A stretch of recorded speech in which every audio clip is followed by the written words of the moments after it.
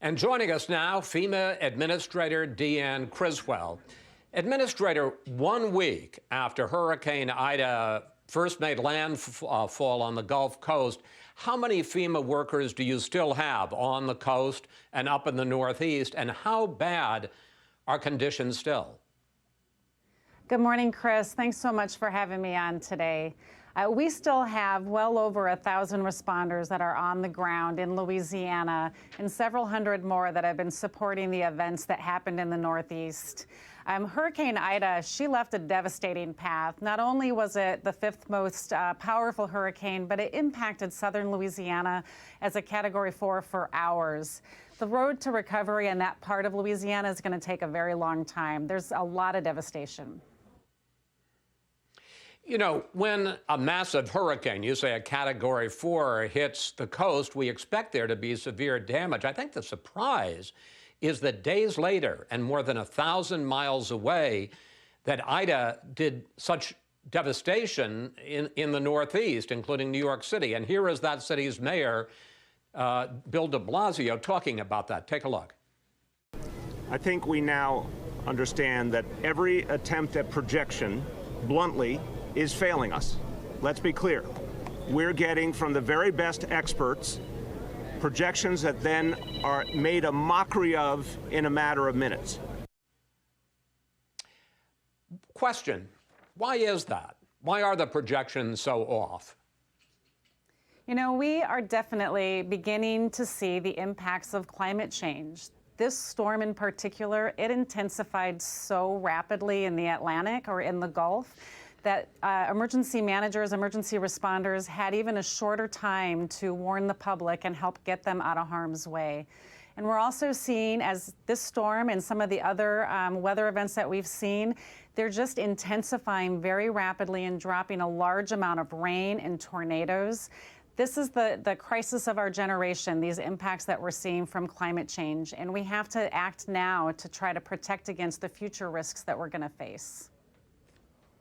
I want to put up, you talk about that, and it isn't just this week and Ida and the areas it hit. I want to put up a list of the extreme weather events we have had across the country this year, exceeding $1 billion in damages, each of them. Flooding, extreme cold, tornadoes, severe storms, wildfires, and, yes, hurricanes. Administrator, is this a normal run of disasters that this country faces in a year? I think this is going to be our new normal. We saw intense weather events in 2017. Last year was a record number of hurricanes and a record wildfire season. The UN had just put out their climate report, and they said that this is the climate crisis that we're facing, and it's only going to continue to get worse. I know that you're not a climate scientist, but let me ask you a question a lot of people ask. How can climate change do all of these things, be responsible for extreme heat and drought, but also record cold, flooding, as I say, and wildfires? How could it be responsible for all of those, sometimes what would seem to be directly contradictory weather effects? You know, I don't know how climate impacts it specifically. What I do know is that we are seeing more frequent storms, more intense storms that are intensifying more rapidly. We have to start planning for what the future might hold and do modeling that's going to help us predict what these future risks are going to be.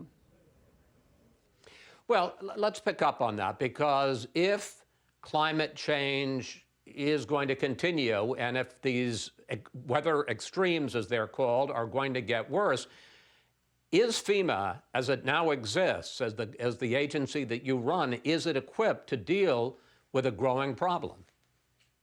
The focus that I really want to help FEMA move towards is focusing on reducing the impacts that we're seeing from these. We will continue to respond to these threats and these events as they happen, but we have to start investing in reducing the impacts that we're seeing from these. That's why this year President Biden has authorized close to $5 billion to invest in hazard mitigation to start reducing the impacts that we're seeing from this increased number of disastrous events. But you know, we just showed the billions of dollars that each of these events have caused. I understand $5 billion even in Washington is real money, but it's nothing like what you're going to need to deal with if we're going to continue to see these kinds of strings of extreme weather events. No, you're right, Chris, but this is a start.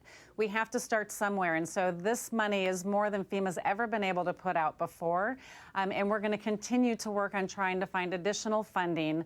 The Building Resilient Infrastructure and Communities grant program that was authorized by the Disaster Recovery Resilience Act is going to continue to give us larger amounts of money than we've ever had before. This is a start. We do have a long way to go and a lot of investment that needs to be made. Well, let's talk about investment, because the Senate passed this $1 trillion bipartisan infrastructure plan. I have to say, I studied a lot of stuff what's in it, but I didn't particularly study things that would help in terms of climate change. Are there elements in that bipartisan infrastructure plan that would protect parts of the country from extreme weather? To my understanding, there are parts of that plan that are going to also contribute and add additional funding to the mitigation efforts. But the other part of that plan is helping to strengthen our infrastructure in general. We have a very old infrastructure across this country, and we need to work on rebuilding that, building it back stronger so it can be more resilient to these future threats. This is going to get you probably a little more political than you want to get, Administrator, but this was passed last month, the infrastructure plan by the Senate. Now it's being held up in the House with a debate over another $3 trillion plan. If climate change and if weather extremes are such a clear and present danger, would you like to see, since even if you pass the bill today, it's going to take a while to get shovels in the ground, would you like to see this infrastructure plan pass sooner rather than later so that you can get going on this? You know, the mitigation projects that need to be done, they are going to take time. We do need to start, though, right now, planning for what those projects are going to be and learning where we are going to invest our money to make sure that we are creating a more resilient infrastructure, more resilient communities. We've already started at FEMA with the $5 billion. This is just going to add additional capacity for us to really focus on the areas that need to be strengthened, because these threats aren't going to go away, and we need to start to reduce those impacts. Yeah, I want to ask you a final question, less as the FEMA administrator and more as somebody who's dealt with a lot of these issues a long time. You've had quite a career. You spent 21 years as a firefighter in Colorado. You spent 2 years as the emergency management administrator in New York City. You've been the FEMA administrator since April. Is this country prepared for the worsening effects of climate change? Could you know, you hear about coastal areas that may be swamped.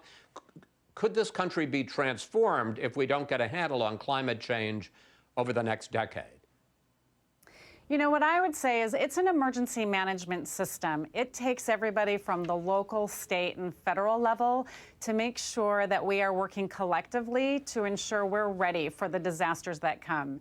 So it's a combination of making sure that we're ready and we rely on each other to respond to these events, but also working together to invest in reducing the impacts. The only way that we're going to be able to continue to respond to this large number of weather events that we're seeing is to start to reduce the impacts that we're seeing from them. But simple question, right now, are we ready? I believe we're ready. We have invested a lot of money from the FEMA side into the state and local communities to enhance their preparedness. Our grant programs continue to invest in their capabilities to help them make sure that they are ready to respond. Administrator Criswell, thank you. Thanks for taking the time to talk with us, and we'll be tracking the ongoing relief efforts. Thank you. Thank you, Chris.